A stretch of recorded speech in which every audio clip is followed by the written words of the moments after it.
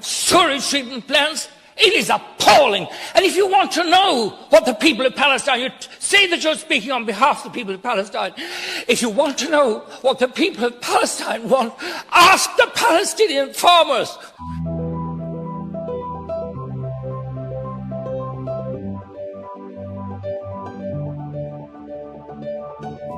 We've seen the most desperate and brutal violations of people's right to protest against injustice, against occupation, against the taking of the very ground from under people. Israel is an apartheid state. Any of us who've been there know that. Once you know that, it changes you.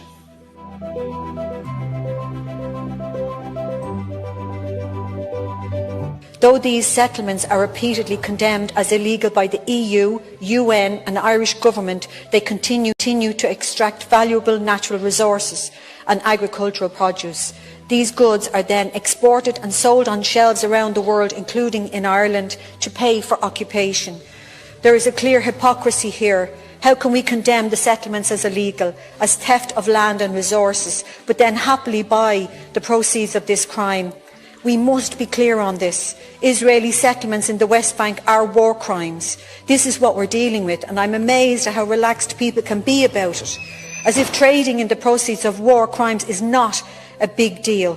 I witnessed with my own eyes the crushing indignity of a Palestinian community cut off from their water supply so that it could be diverted instead to support an Israeli chicken farm. That is horrendous, and the injustice of it will stay with me forever. That commercial settlement built on stolen land beyond international recognised borders is a war crime, and I know I'm repeating myself today. Asking my colleagues across the House today, is the moral response to simply condemn this as illegal, but then ask how much for the eggs? Is there not a deep hypocrisy in that position? For a country that prides itself on upholding humanitarian principles and international law, this is unacceptable, and I believe it's time we stood clearly against this injustice. We are doing commerce with people who are committing war crimes. But I believe that this bill from Senator Francis Black is where we get a chance to break the consensus that has utterly failed the Palestinian people. The case for this bill has become even more compelling, if I may say so, because we've seen appalling atrocities, killing of Palestinian civilians. I raised €55,000 to put in solar energy and water treatment plants, and I saw them being demolished, bombed by the Israelis. That's what happens. There is something rotten in the way democracy is defined.